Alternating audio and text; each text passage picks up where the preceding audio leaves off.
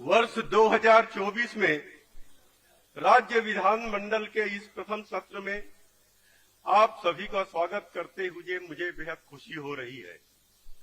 मेरी सरकार छत्रपति शिवाजी महाराज, महात्मा ज्योतिराव फुले, राजर्षि छत्रपति साहू महाराज, भारत रत्न डॉक्टर बाबा साहब अम्बेडकर और अन्य महान स्वप्न दृष्टा एवं समाज सुधारकों द्वारा अधिकथित किए गए उच्च आदर्शों का निरंतर अनुसरण कर रही है। लंबे अरसे से चले आ रहे महाराष्ट्र कर्नाटक सीमा विवाद को सुलझाने की दृष्टि से महाराष्ट्र सरकार सम्मानीय उच्चतम न्यायालय में अपने पक्ष को मजबूती से रख रही है। महाराष्ट्र सरकार सीमावर्ती क्षेत्र में रहने वाले मराठी भाषिक लोगों के लाभ के लिए शैक्षिक, चिकित्सक और विभिन्न अन्य योजनाओं का प्रभावी कार्यान्वयन कर रही है। महाराष्ट्र देश के अग्रणी औद्योगिक राज्यों में से एक है। देश की कुल डीजीपी में महाराष्ट्र की हिस्सेदारी 14.2% है और भारत के कुल निर्यात में 17.3% हिस्सेदारी के साथ यह निर्यात में भी अग्रणी रहा है। मेरी सरकार ने सन 2027 से 28 तक देश के $5 ट्रिलियन की अर्थव्यवस्था के लक्ष्य के अनुरूप राज्य के लिए $1 ट्रिलियन की अर्थव्यवस्था को प्राप्त करने का महत्वाकांक्षी लक्ष्य निर्धारित किया है। इस वर्ष में प्रोत्साहन पैकेज योजना के तहत 61,576 करोड़ रुपयों के निवेश मूल्य की 75 परियोजनाओं को मंजूरी दी है, जिससे राज्य में 53,000 से अधिक रोजगार के अवसर सृजित होंगे। देश में सीधे विदेशी निवेश आकर्षित करने में महाराष्ट्र सबसे अग्रणी रहा है। राज्य में 65,500 करोड़ रुपए का सीधे विदेशी निवेश हुआ है। यह निवेश देश के कुल सीधे विदेशी निवेश का 48.78% है। मेरी सरकार ने जनवरी 2024 में दावोस में हुए विश्व आर्थिक मंच में 3,53,000 करोड़ रुपयों की राशि से अधिक सहमति पत्र पर हस्ताक्षर किए हैं, जिससे राज्य में 2 लाख नौकरियां सृजित होगी। मेरी सरकार ने राज्य की निर्यात क्षमता को बढ़ाने के लिए राज्य की पहली महाराष्ट्र राज्य निर्यात प्रोत्साहन नीति 2023 को घोषित किया है। नवी मुंबई में मापे औद्योगिक क्षेत्र में 50,000 करोड़ रुपए के निवेश से जेम्स एंड ज्वेलरी पार्क स्थापित किया जाएगा। इससे प्रत्यक्ष और अप्रत्यक्ष 1 लाख रोजगार सृजित होंगे। मेरी सरकार ने नांदगांवपेट अमरावती में पीएम मित्र पार्क के लिए 1,000 एकड़ भूमि का अधिग्रहण किया है। इससे 2,200 प्रत्यक्ष एवं अप्रत्यक्ष रोजगार सृजित होंगे। मेरी सरकार ने बल्क ड्रग पार्क के लिए रायगढ़ जिले में के दीही में 1,000 हेक्टेयर भूमि आरक्षित की रखी है। मेरी सरकार ने एकीकृत और टिकाऊ उद्योग वस्त्र नीति 2023 से 28 घोषित की है, जिससे 25,000 करोड़ रुपए का निवेश आकर्षित होगा और अगले 5 वर्षों में राज्य में लगभग 5 लाख नौकरियां सृजित होगी। उक्त नीति में सौर ऊर्जा के उपयोग पर बल दिया गया है। मेरी सरकार ने राज्य को हरित हाइड्रोजन और उसके तत्सम पदार्थ विनिर्माण का अग्रणी केंद्र बनाने के लिए हरित हाइड्रोजन नीति 2023 प्रस्तुत की है।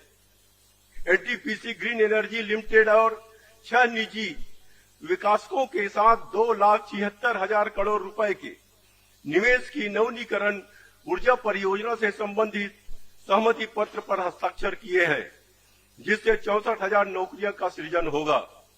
मेरी सरकार ने ग्रामीण युवाओं में रोजगार के लिए आवश्यक कौशल विकसित करने के लिए ग्रामीण क्षेत्रों में 511 प्रमोद महाजन ग्रामीण कौशल्य विकास केंद्र स्थापित किए हैं। मेरी सरकार ने गोंदिया और गढ़चिरौली जिले के नक्सली क्षेत्र में युवाओं को सक्षम बनाने और रोजगार देने के लिए कौशल विकास कार्यक्रम शुरू किया है।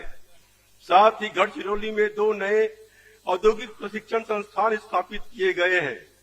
मेरी सरकार ने युवाओं के लिए रोजगार के अवसर बढ़ाने के लिए इस वर्ष 1,53,000 से अधिक रिक्त पदों की भर्ती प्रक्रिया शुरू की है।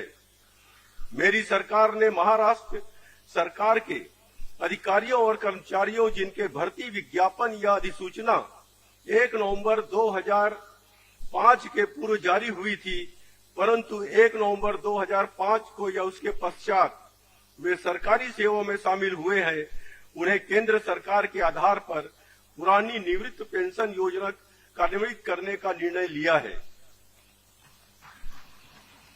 मेरी सरकार ने वर्ष 2023-24 में संपूर्ण राज्य में 424 रोजगार मेलों का आयोजन किया था, जिसमें 24,000 से अधिक उम्मीदवारों को विभिन्न नौकरियों के लिए चयनित किया गया था।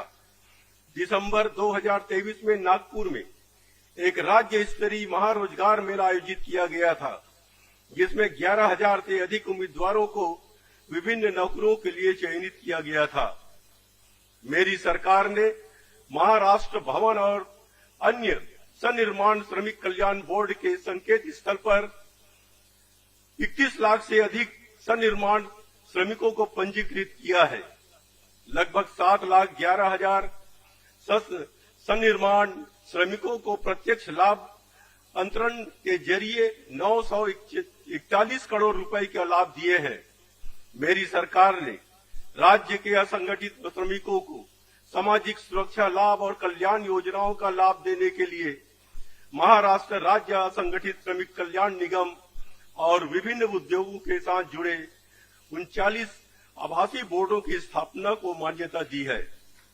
मेरी सरकार ने ठाणे शहर में सीसीटीवी स्थापना करने के लिए प्रशासनिक अनुमोदन दिया है। मेरी सरकार ने अमरावती और नांदेड़ शहरों में भी सीसीटीवी परियोजना को कार्यान्वित करने का निर्णय लिया है।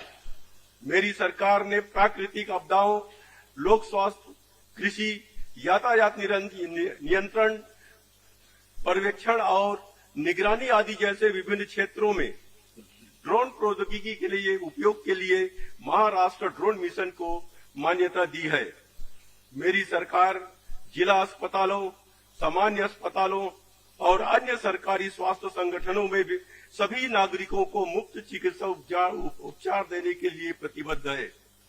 मेरी सरकार ने महात्मा ज्योतिराव फुले जन आरोग्य योजना और आयुष्मान भारत प्रधानमंत्री जन आरोग्य योजना को सम्मिलित करते हुए राज्य के सभी राशन कार्ड धारक और अधिवास प्रमाण पत्र धारक परिवारों को शामिल करने के लिए उस क्षेत्र का विस्तार किया है।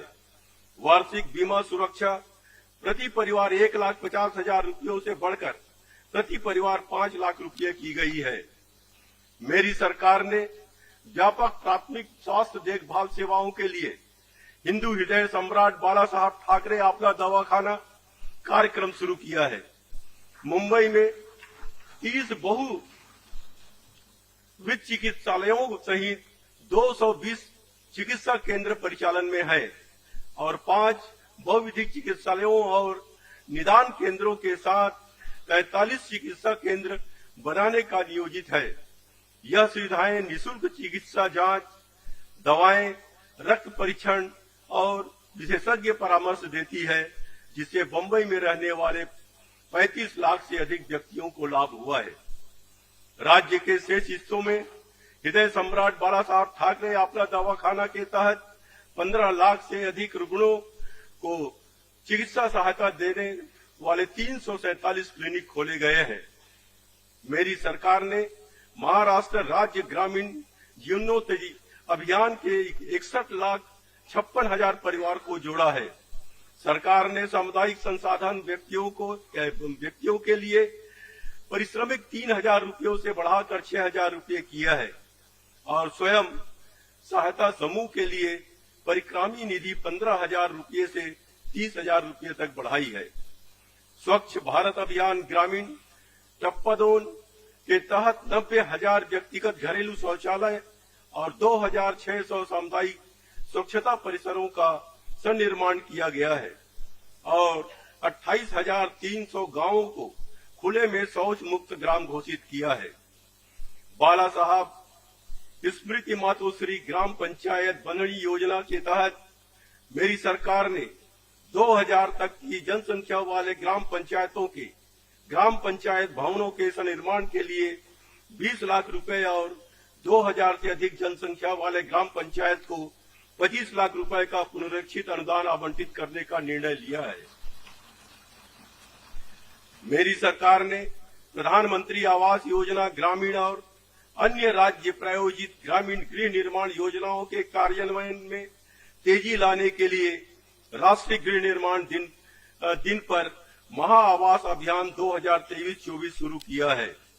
मेरी सरकार राज्य के 409 शहरों में प्रधानमंत्री आवास योजना शहरी को सक्रिय रूप से कार्यान्वित कर रही है और 15 लाख से अधिक मकानों को मंजूरी दी गई है। केंद्र सरकार ने इस उपक्रम के लिए 2,909 करोड़ रुपए आवंटित किए हैं। महाराष्ट्र निवारा निधि से 2,873 करोड़ रुपए और राज्य के बजट प्रावधान से 782 करोड़ रुपए जारी किए गए हैं। मेरी सरकार ने राज्य का सबसे लंबा समुद्री मार्ग अटल बिहारी वाजपेयी सिवंडी नहवा सेवा अटल सेतु का काम पूरा कर लिया है और इसे 13 जनवरी 2024 से जनता के लिए खुला किया गया है।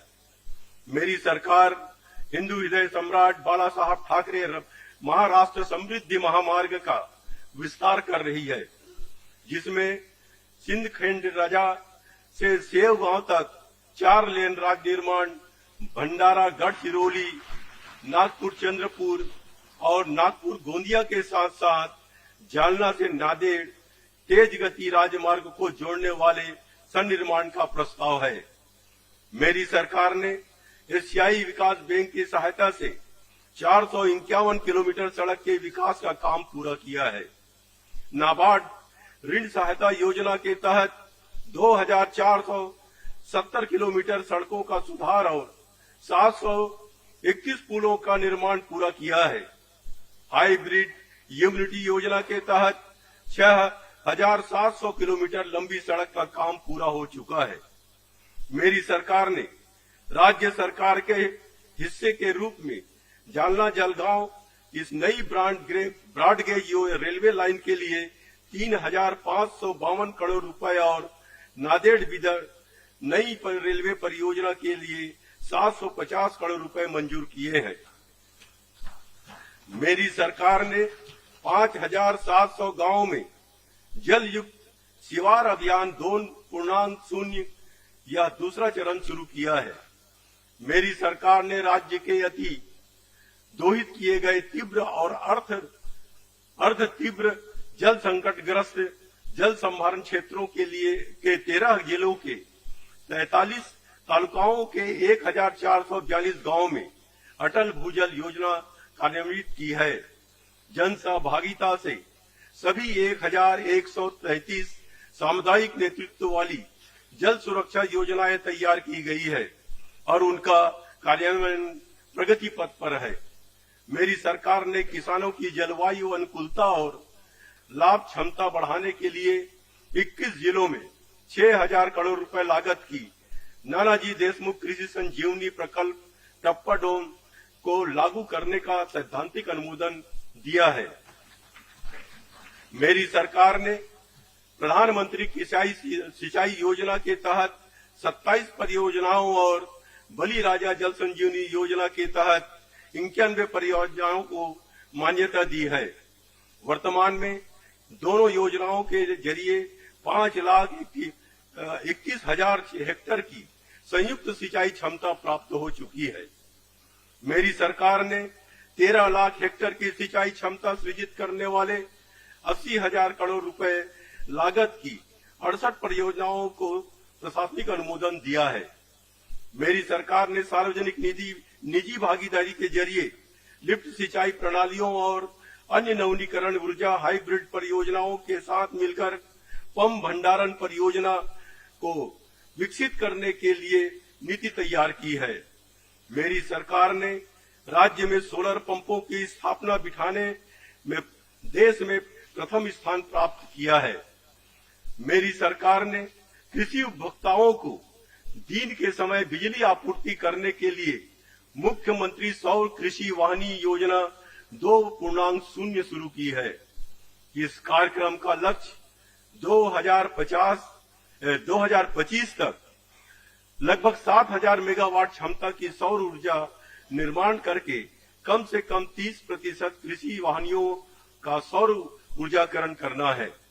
मेरी सरकार ने नागपुर, काटोल, कमेश्वर, मोसी और संग्रामपुर में आधुनिक संतरा प्रसंस्करण केंद्र स्थापित करने का निर्णय लिया है। मेरी सरकार ने पीक बीमा योजना के तहत किसानों को केवल 1 रुपये के भुगतान द्वारा फसल बीमा दिया है। सन 2023 में खरीफ मौसम के दौरान 1,71,00,000 किसानों ने इस योजना में भाग लिया और 113 लाख हेक्टेयर से अधिक कृषि भूमि को बीमा सुरक्षा मिली है। सन 2023 के खरीफ मौसम के लिए किसान हिस्से की 1,550 करोड़ रुपए की बीमा किस्त सरकार द्वारा चुकाई गई है। सन 2023 के खरीफ मौसम में प्रतिकूल परिस्थितियों के कारण संकट में होने वाले 48 लाख से अधिक किसानों को 2,200 करोड़ रुपए से अधिक क्षतिपूर्ति दी गई है। सन 2023 से 24 के रबी फसल में 71 लाख से अधिक किसानों ने भाग लिया और 49 लाख हेक्टेयर से अधिक क्षेत्र को बीमा सुरक्षा मिली है। मेरी सरकार ने किसानों के हितों को हमेशा प्राथमिकता दी है। प्रधानमंत्री किसान सम्मान योजना और नमो शेतकारी महासम्मान निधि योजना के तहत राज्य में पात्र किसान परिवारों को प्रति वर्ष 12,000 रुपयों की कुल राशि दी जाएगी। मेरी सरकार जिन किसानों ने फसल ऋण लिया है और उस ऋण की पूर्ण अदायगी की है, उन्हें प्रोत्साहित करने के लिए महात्मा ज्योति राव फुले शेतकारी कर्ज मुक्ति योजना कार्यान्वित कर रही है। इस योजना के तहत 14 लाख से अधिक आधार वैधिकृत ऋण खातों में 5,000 करोड़ रुपए से अधिक की राशि वितरित की गई है। मेरी सरकार ने प्राकृतिक आपदाओं के कारण कृषि फसल हानि हुए किसानों के बैंक खातों में सीधे निधि जमा करने के लिए मार्च 2023 से प्रत्यक्ष लाभार्थी हस्तांतरण प्रणाली कार्यान्वित की है। आधार क्रमांक के जरिए पहचान करने के बाद 3,825 करोड़ रुपए से अधिक राशि 44,82,000 किसानों के बैंक खाते में निर्बाध रूप से जमा की गई है।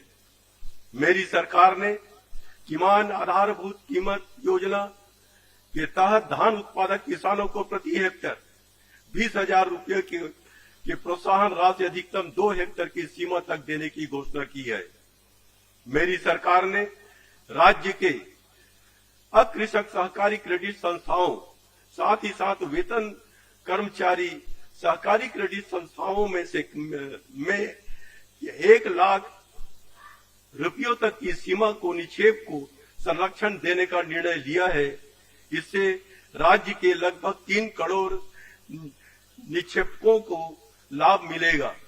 मेरी सरकार पाठ्यंतर गतिविधियों के जरिए छात्रों के कला पहलू और व्यक्तित्व विकास को बढ़ावा देने के लिए सभी विद्यालयों में मुख्यमंत्री माझी शाला सुंदर शाला अभियान कार्यान्वित कर रही है। मेरी सरकार ने शैक्षिक वर्ष 2023-24 से एक राज्य एक गणवेश योजना कार्यान्वित की है। इस योजना के तहत सरकारी और स्थानीय निकाय के सरकारी विद्यालयों में अध्ययन कर रहे 1ली से 8वीं कक्षा तक के सभी छात्रों को 2 पोशाक, जूते और मोजे का जोड़ा निःशुल्क दिया जा रहा है।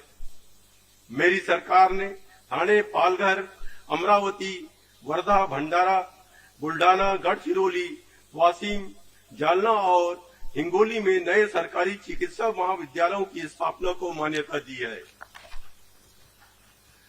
मेरी सरकार ने महाराष्ट्र पशु एवं मत्स्य विज्ञान विश्वविद्यालय नागपुर के तहत सावलीभीर तहसील राहता जिला अहमदनगर में नई पशु चिकित्सा महाविद्यालय शुरू करने के लिए अनुमोदन दिया है। महाराष्ट्र के महान खिलाड़ी और भारत के प्रथम व्यक्तिगत ओलंपिक पदक विजेता पहलवान स्वर्गीय श्री खसाबा जाधव की विरासत को सम्मान करने के लिए मेरी सरकार ने 15 जनवरी को उनका जन्म दिवस हर साल राज्य क्रीड़ा दिन के रूप में मनाने का निर्णय लिया है। मुझे आपको यह बताते हुए खुशी हो रही है कि चीन के हांगझोउ में 19वें एशियाई खेलों के दौरान महाराष्ट्र के खिलाड़ियों ने उल्लेखनीय सफलता हासिल करते हुए कुल 26 पदक प्राप्त किए, जिसमें 15 स्वर्ण, 7 रजत और 4 कांस्य पदक शामिल है। उसी स्थान में हुए 19वें पैरा एशियाई खेलों में महाराष्ट्र के खिलाड़ियों ने असाधारण कौशल का प्रदर्शन करते हुए 11 पदक जीते, जिसमें 2 स्वर्ण, 2 रजत और 7 कांस्य पदक शामिल है। इसके अलावा गोवा में राष्ट्रीय खेल 2023 में महाराष्ट्र ने 80 स्वर्ण, 69 रजत और 79 कांस्य सहित कुल 228 पदकों के साथ उत्कृष्ट प्रदर्शन किया और पदक तालिका में शीर्ष स्थान हासिल किया। मेरी सरकार ने नासिक में 12 से 16 जनवरी 2024 तक राष्ट्रीय युवा महोत्सव का सफलतापूर्वक आयोजन किया है। कुणबी के अभिलेख प्रविष्टियों का पता लगाने और मराठा समुदाय में पात्र व्यक्तियों को मराठा कुणबी मराठा जाति प्रमाण पत्र जारी करने की प्रक्रिया सुनिश्चित करने के लिए न्यायमूर्ति संदीप शिंदे समिति की गठित की गई थी और तदनुसार मराठा कुणबी मराठा जाति प्रमाण पत्र जारी किए जा रहे हैं। मराठा समुदाय के पिछड़ेपन की जांच करने का काम राज्य पिछड़ा वर्ग आयोग को सौंपा गया है और आयोग ने अपनी रिपोर्ट सरकार को सौंप दी है। मराठा समुदाय को आरक्षण देने के लिए सरकार आवश्यक कदम उठा रही है। मेरी सरकार ने मराठा कुणबी मराठा और मराठा कुणबी समुदायों के 75 मेधावी छात्रों के लिए विदेश में मास्टर उपाधि, स्नातकोत्तर डिप्लोमा और पीएचडी करने के लिए महाराजा सयाजीराव गायकवाड़ शिष्यवृत्ति योजना शुरू की है। मेरी सरकार ने सारथी इंस्टीट्यूट के नासिक, छत्रपति संभाजीनगर, नवी मुंबई, लातूर, नागपुर, पुणे विभागीय और उप केंद्र कार्यालयों के सन्निर्माण के लिए प्रशासकीय अनुमोदन दिया है।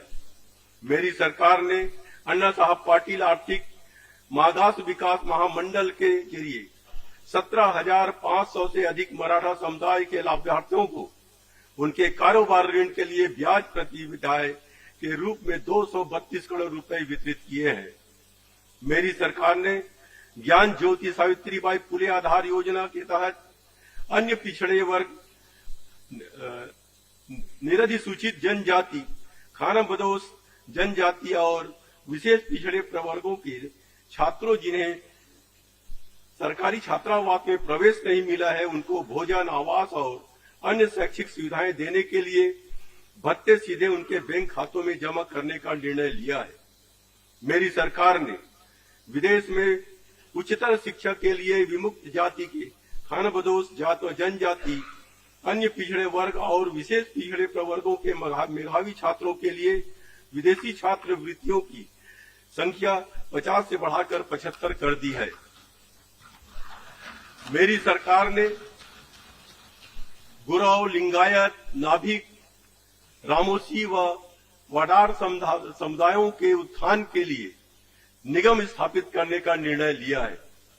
प्रत्येक निगम को 50 करोड़ रुपए की शेयर पूंजी मंजूर की गई है।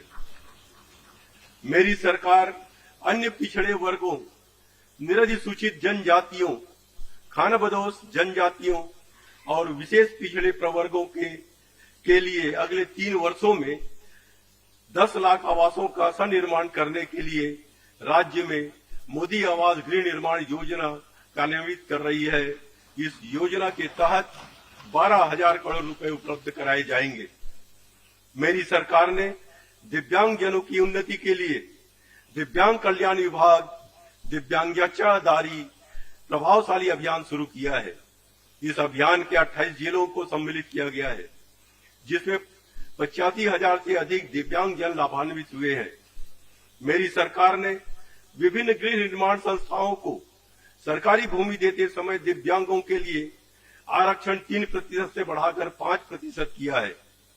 मेरी सरकार ने मानसिक बीमारी से मुक्त एवं उन्हें अब इलाज की आवश्यकता नहीं है या बेघर है या उसके परिवार द्वारा अस्वीकृत व्यक्तियों के लिए स्वैच्छिक संगठनों के जरिए ठाणे, रत्नागिरी, पुणे और नागपुर में पुनर्वास गृह स्थापित करने की योजना शुरू की है।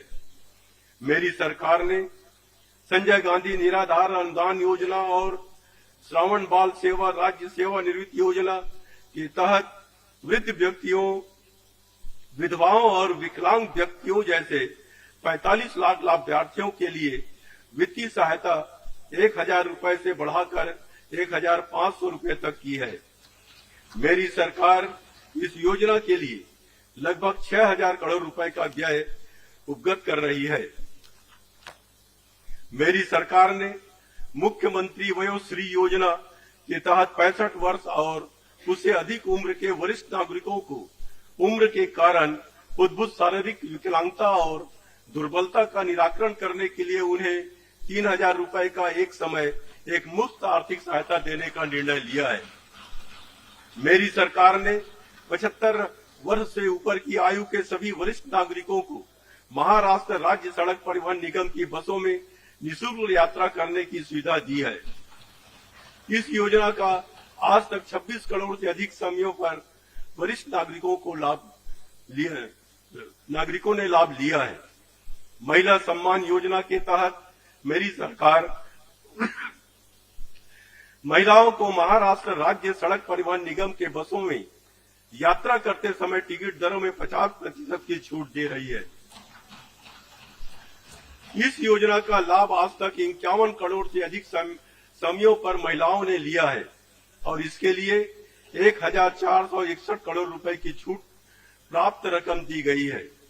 मेरी सरकार ने पीले और केसरी राशन कार्ड धारक परिवारों में 1 अप्रैल 2023 को या उसके बाद जन्मी लड़कियों को सक्षम बनाने के लिए नेक लड़की योजना शुरू की है।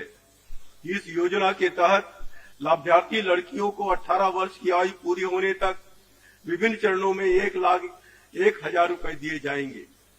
मेरी सरकार ने पर्यटन क्षेत्र में महिलाओं को भागीदारी को प्रोत्साहित करने के लिए महिला केंद्रित पर्यटन धोरण प्रस्तुत किया है।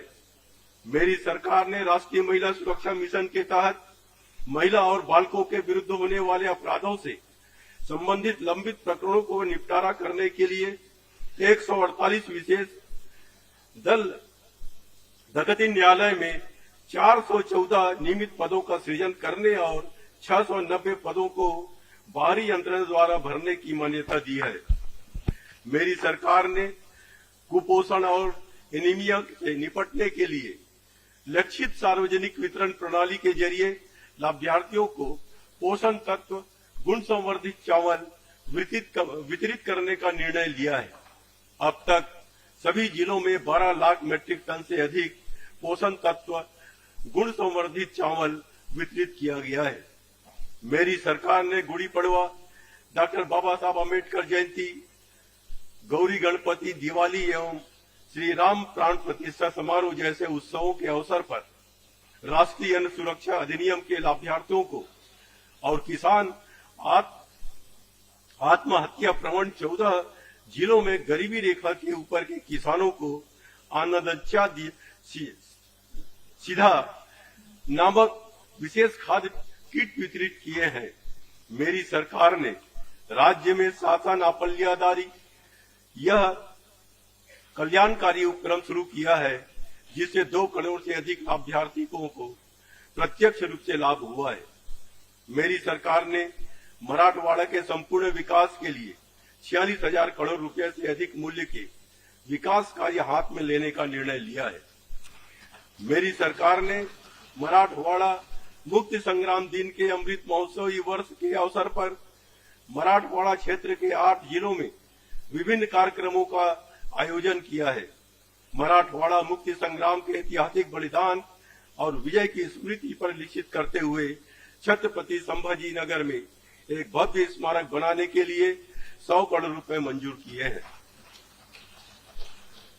मेरी सरकार ने छत्रपति शिवाजी महाराज के 350वें राज्याभिषेक वर्ष के उपलक्ष्य में 2 जून 2023 से शिव राज्याभिषेक महोत्सव मनाने के लिए विभिन्न कार्यक्रमों का आयोजन किया है। सरकार ने अंध व्यक्तियों के लिए ब्रेल लिपि में शिव चरित्र का सृजन शुरू किया है। बागनखों की भारत वापसी लाने के पुरातत्व और वस्तु संग्रहालय निर्देशालय मुंबई और विक्टोरिया एवं अल्बर्ट संग्रहालय लंदन के बीच एक सहमति पत्र पर हस्ताक्षर किए हैं। सतारा, कोल्हापुर, नागपुर और मुंबई इन 4 शहरों में प्रस्तावित शिव शौर्य गाथा प्रदर्शनी में बागनखों को प्रदर्शित करने का मेरी सरकार का मानस है। मेरी सरकार ने बड़े ग्रामीण तीर्थ स्थलों पर बुनियादी ढांचे के विकास के लिए पुण्य श्लोक अहिल्या देवी होलकर ग्रामीण तीर्थ यात्रा विकास योजना अ वर्ग के तहत निधि की सीमा 2 करोड़ रुपए से 50 करोड़ रुपयों से बढ़ाकर 5 करोड़ रुपयों से 25 करोड़ रुपए तक की है।